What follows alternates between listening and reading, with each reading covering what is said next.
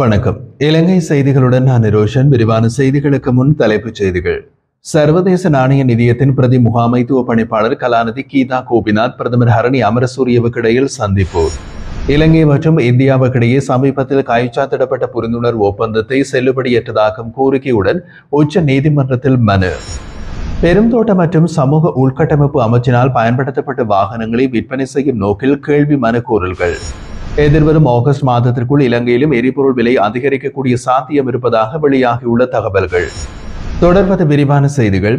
சர்வதேச நாணய நிதியத்தின் பிரதி முகாமைத்துவ பணிப்பாளர் கலாநிதி கீதா கோபிநாத் திங்கட்கிழமை அலரி மாளிகையில் பிரதமர் ஹரணி அமரசூரியவை சந்தித்துள்ளார்.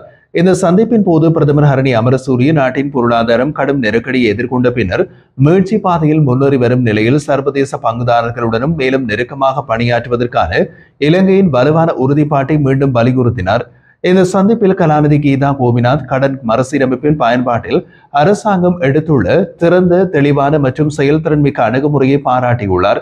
இதுவரை அரசாங்கம் சாதித்துள்ள முன்னேற்றம் சர்வதேச நம்பிக்கையை பெரிதும் வளர்த்துள்ளதாகவும் அவர் தெரிவித்திருந்தார்.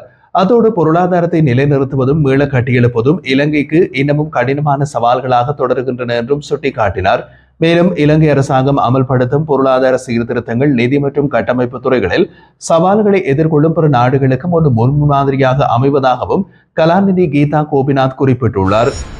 இலங்கை மற்றும் இந்தியாவுக்கு இடையே சமீபத்தில் கைச்சாத்திடப்பட்ட புரிந்துணர்வு ஒப்பந்தத்தை செல்லுபடியற்றதாக்கும் கோரிக்கையுடன் தாக்கல் செய்யப்பட்ட அடிப்படை உரிமை மனு தொடர்பான விசாரணைக்கு உச்சநீதிமன்றம் நாளை ஒதுக்கியுள்ளது.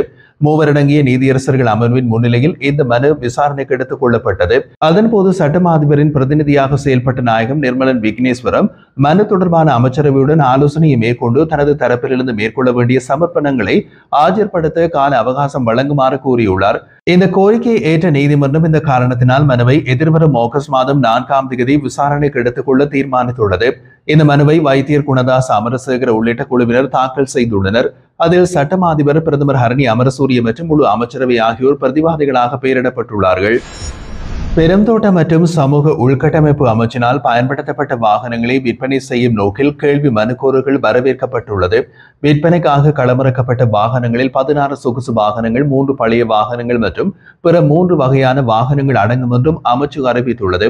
இந்த மனுக்கோரலில் பங்கேற்கும் தகுதி இலங்கை பிரஜைகள் மற்றும் இலங்கையில் பதிவு செய்யப்பட்ட நிறுவனங்களுக்கு மட்டுமே வழங்கப்பட்டுள்ளது.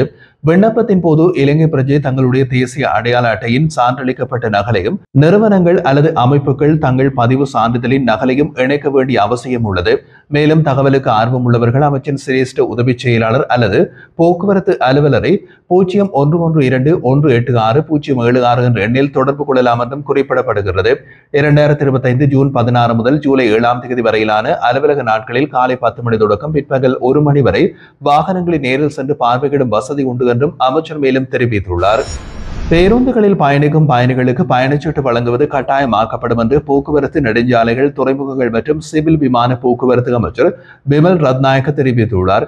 இலங்கை போக்குவரத்து சபை மற்றும் தனியார் பேருந்துகளை இயக்குவதற்கான கூட்டு வேலை திட்டத்தை செயல்படுத்தவும் திட்டங்கள் வகுக்கப்பட்டுள்ளதாக அமைச்சர் சுட்டிக்காட்டியுள்ளார். கொழும்பு மத்திய பேருந்து நிலையத்தின் ஆய்வு பயணத்தில் பங்கேற்ற பின்னர் ஊடகங்களுக்கு கருத்து வெளியிட்ட போது அமைச்சர் இதை கூறியுள்ளார்.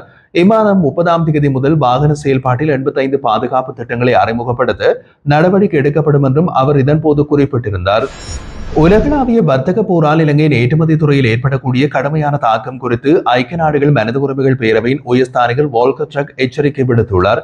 ஜெனீவாவில் நடைபெறும் மனித உரிமைகள் பேரவையின் 59வது அமர்வில் ஆரம்ப நிகழ்வில் அவர் பேசினார். அமெரிக்கா சமீபத்தில் விதித்துள்ள அதிக வரிகள் திறனற்ற மற்றும் வளர்ச்சியடைந்த நாடுகளை நேரடியாக பாதிக்கக்கூடும் என்று அவர் தெரிவித்திருந்தார்.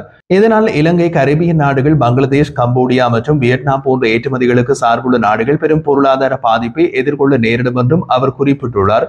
அத்துடன் இந்த வரிகள் சுகாதாரம், கல்வி மற்றும் போஷாக்கான உணவுக்கான அணுகலை பலருக்கு தடையாக மாற்றும் அபாயம் உள்ளதாகவும் எச்சரித்திருந்தார். மேலும் குறைந்த ஊதியம் பெறும் உற்பத்தி வேலைகளில் அதிக அளவில் பெண்கள் ஈடுபட்டு வருவதால் இந்த வரிகளால் பெண்களுக்கு அதிக தாக்கம் ஏற்படக்கூடும். இது பாலின சமத்துவத்தில் கிடைத்துள்ள முன்னேற்றத்தையும் குறைக்கும் அபாயத்தை ஏற்படுத்தும் என்று உயர்ஸ்தானிகர் வால்கர் டர்க் குறிப்பிட்டுள்ளார். இஸ்ரேல் மற்றும் ஈரான் இடையிலான முரண்பாட்டின் தாக்கமாக உலக சந்தையில் எரிபொருள் விலைகளில் ஏற்ற இறக்கம் இருப்பதாகவும் எதிர்வரும் ஆகஸ்ட் மாதத்திற்குள் இலங்கையிலும் எரிபொருள் விலைகள் அதிகரிக்கக்கூடிய சாத்தியம் இருப்பதாகவும் செய்திகள் வெளியாகியுள்ளது. ஈரான் ஒரு முக்கியமான எண்ணெய் உற்பத்தியாளராக இருந்து உலகளாவிய விநியோகத்தின் சுமார் 3% பங்களிக்கின்றது. இந்த வகையில் இஸ்ரேல் ஈரான் மோதல் 4வது நாளாக நீடித்து வரும் நிலையில் பன்னாட்டு சந்தையில் பிரெண்ட் மசகு எண்ணெய் விலை 0.5% அதிகரித்து பீப்பாய்க்கு $75 அமெரிக்க டாலராக உயர்ந்துள்ளது. அதேவேளை அமெரிக்க மசகு எண்ணெய் 0.7% உயர்ந்து $73.42 வளர்ச்சியடைந்துள்ளது. இந்த நிலையில் 2025 ஜூன் மாத இறுதியில் இலங்கையின் எரிபொருள் விலைகள் மறுமுயற்சியாக நிர்ணயிக்கப்படும் போது விலை உயர்வு நிலவாது என்று எதிர்பார்க்கப்படுகிறது. காரணம், தற்போது நடைமுறையில் உள்ள விலைக்கே தற்போது எரிபொருட்கள் இறக்குமதி செய்யப்பட்டுள்ளன. அத்துடன் அடுத்த கட்டமாக மேற்கொள்ளப்படும் கொள்வனவில் இந்த நிலையான விலை சர்வதேச உயர்வுகளின் தாக்கம் இருந்தால் அதிகரிக்கக்கூடிய வாய்ப்பு இருப்பதாகவும் கணிக்கப்பட்டுள்ளது. இதேவேளை நேற்று யாழ்ப்பாணம் உள்ளிட்ட வடக்கின் பெரும் பகுதிகளில் எரிபொருள் நிரப்புவதற்காக பொதுமக்கள் எரிபொருள் நிலையங்களுக்கு முன்னால் நீண்ட வரிசையில் காத்திருந்தனர். ஈரான் மற்றும் இஸ்ரேலுக்கு இடையிலான யுத்தம் தீவிரம் அடைந்துள்ள நிலையில் உலக சந்தையில் எரிபொருள் விலை சடுதியாக அதிகரித்துள்ளது. இந்த நிலையில் எரிபொருளுக்கு பற்றாக்குறை ஏற்படும் என்று அஞ்சி இலங்கை மக்கள் எரிபொருளை பெற்று சேமித்து வைக்கும் முயற்சியில் ஈடுபட்டுள்ளார்கள். எனினும் எரிபொருளுக்கான தட்டுப்பாடுகள் எதுவும் இல்லை என்றும் நிலையான விநியோகம் தொடர்கின்றது என்றும் இலங்கை பெட்ரோலிய கூட்டுத்தாபனத்தின் வடக்கு மாகாண பிராந்திய முகாமையாளர் தெரிவித்துள்ளார். அவர் மேலும் கூறியதாவது, வடக்கு மாகாணத்தில் தேவையான அளவு எரிபொருள் இருப்பில் உள்ளது. எரிபொருள் நிரப்பு நிலையங்கள் வழக்கம் போல இயங்குகின்றன. செயற்கையாக தட்டுப்பாடுகளை ஏற்படுத்த வேண்டாம் என்று கூறியுள்ளார். யாழ்ப்பாண மாவட்டத்தில் போதிய அளவு எரிபொருள் கிடப்பில் இருப்பதனால் செயற்கையாக தட்டுப்பாடுகளை ஏற்படுத்தும் முயற்சிகளை தவிர்த்துக் கொள்ளுமாறு யாழ் மாவட்ட அரசாங்க அதிபர் மருதலிங்கம் பிரதீபன் பொதுமக்களிடம் கேட்டுக் கொண்டுள்ளார். தற்போது யாழ்ப்பாணத்தில் உள்ள எரிபொருள் நிரப்பு நிலையங்களில் மக்கள் வாகனங்களோடு நீண்ட வரிசையில் காத்திருந்து பரபரப்பான நிலைமையை உருவாக்கியுள்ளனர். இதனைத் தொடர்ந்து யாழ் மாவட்ட அரசாங்க அதிபர் ஊடகங்கள் மூலமாக அவசர வேண்டுகோள் ஒன்றை விடுத்துள்ளார். அவர் மேலும் தெரிவிக்கையில், யாழ் மாவட்டத்தில் நேற்றைய தினம் திங்கட்கிழமை ஒரு சிலர் செயற்கையான எரிபொருள் தட்டுப்பாட்டை உருவாக்கி இருக்கின்றனர் என்பதை கண்டறிந்தோம். எனினும் இன்றைய தினம் மட்டும் 23 பவுசர்களில் ஒவ்வொன்றிலும் 6063 லிட்டர் வீதம் மொத்தமாக 1,51,800 லிட்டர் பெட்ரோல் அனுராதபுரத்திலிருந்து யாழ் மாவட்டத்திற்கு கொண்டு வரப்பட்டுள்ளது. இந்த எரிபொருள் யாழ்ப்பாணம் முழுவதும் உள்ள எரிபொருள் நிரப்பு நிலையங்களுக்கு விநியோகிக்கப்பட்டு வருகின்றது. மேலும் நாளையும் இதே அளவிலான எரிபொருள் மீண்டும் வழங்கப்படும். அத்துடன் சமீபத்தில் திறக்கப்பட்ட காங்கேசன்துறை எரிபொருள் சேமிப்பு நிலையத்திற்கும் தொடர்ச்சியான எரிபொருள் எடுத்து வந்து சேமிக்கப்படும் நடைமுறைகள் நடைபெற்று வருகிறது. இந்த நிலையில் செயற்கையான தட்டுப்பாடுகளை உருவாக்காமல் அமைதியாக செயல்படுமாறு அவர் பொதுமக்களுக்கு வேண்டுகோள் விடுத்துள்ளார்.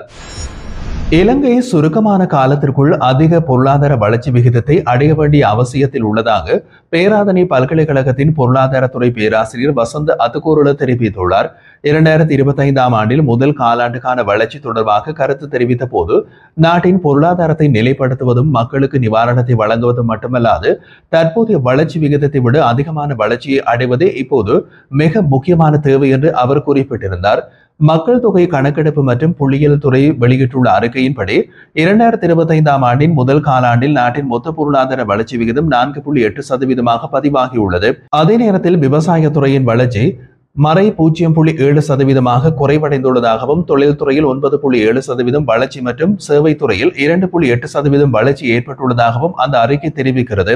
இந்த பின்னணியில் குறிப்பாக விவசாய மற்றும் சேவை துறைகள் விரைவான வளர்ச்சி பாதையில் செல்ல வேண்டும் என்று பேராசிரியர் வசந்த அத்துக்கூருல வலியுறுத்தியுள்ளார்.